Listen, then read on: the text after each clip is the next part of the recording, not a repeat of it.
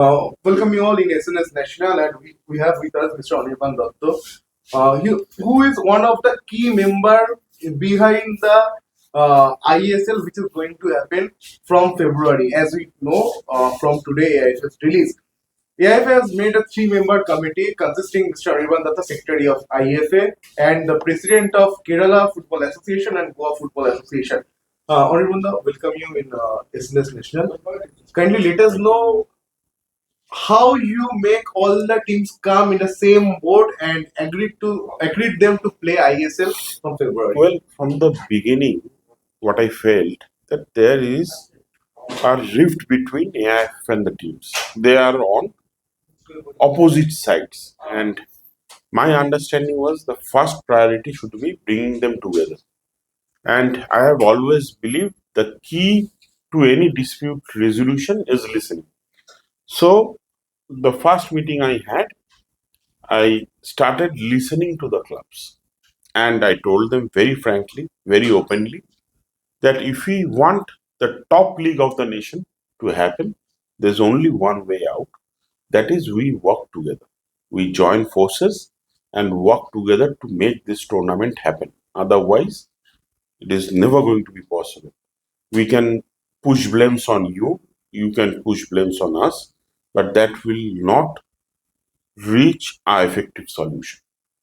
The clubs understood our mindset, they appreciated our mindset, and we initiated dialogues with them.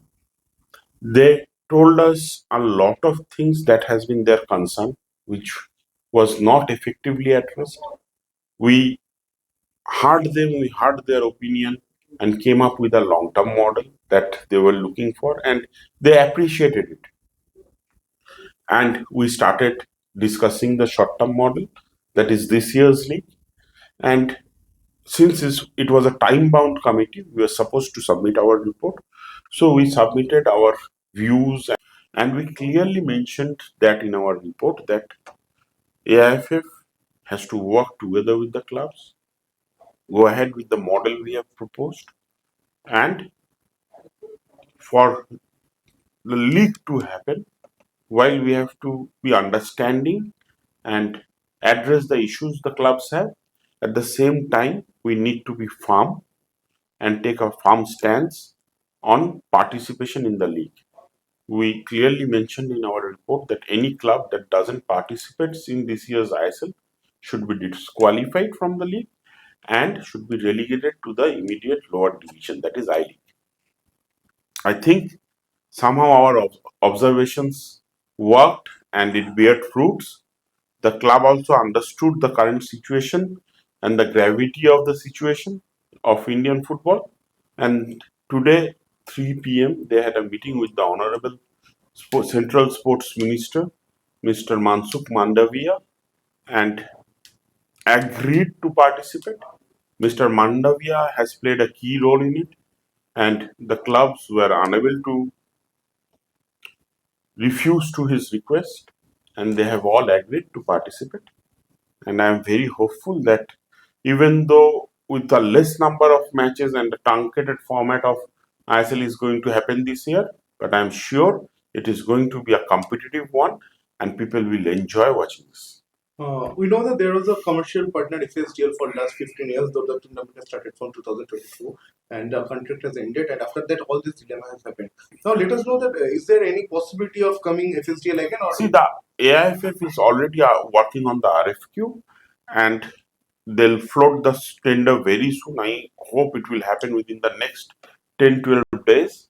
And the interested parties who want to acquire the commercial rights for ISL will bid in the tender. And FSDL has been in this captain's chair for ISL for quite a long time. They have successfully run the show. So I believe they will be also interested. And I hope things work out and we have a commercial partner soon. Sir, as we know that there is a three teams from Kolkata, East Bengal, Mumbai, and Mohammedan, and they three are going to play, and even Intergashi has had their base in Kolkata as well. So, can we expect a chunk of football matches of ISL this year in Kolkata, as this is in a hybrid format? Of course, and the most coveted derby, since both the teams are from Bengal, it is going to be home match for one of them, but it is going to happen in Calcutta.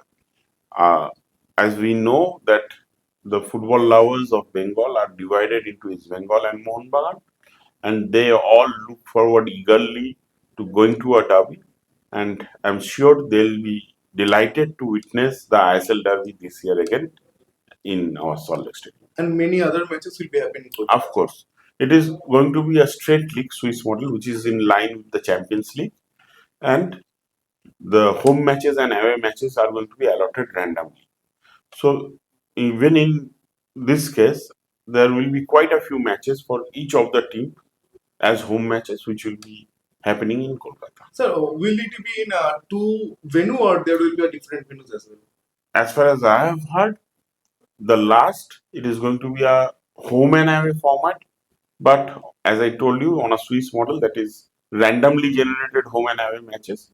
And since it is going to be a home and away matches, some of the matches will happen in Kolkata and some of the matches will happen in the home stadium of other clubs. That is maybe a match for Chennai in Chennai, Kerala Blasters might play a match in Kochi, that way. This is the thing. And sir, my last question is to you that the committee has formed and get 7 days only to propose their proposal, actually to submit their proposal.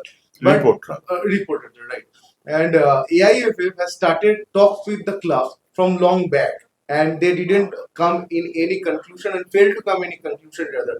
So your 3 member committee get the chance for to come in the report, and you made the report within 7 days, and the clubs get agreed. But in last time, whether All India Football Federation, when they started the discussion with the club, they failed to come in any kind of decision or any. Well, actually, what's the problem in that case? Well, as I told earlier, that they were acting as oppositions. Okay. They were not on the same page.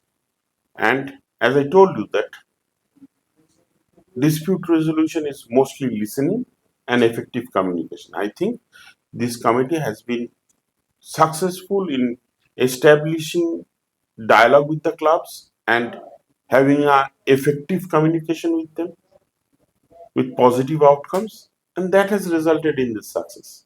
And it is not about me or another state or representatives.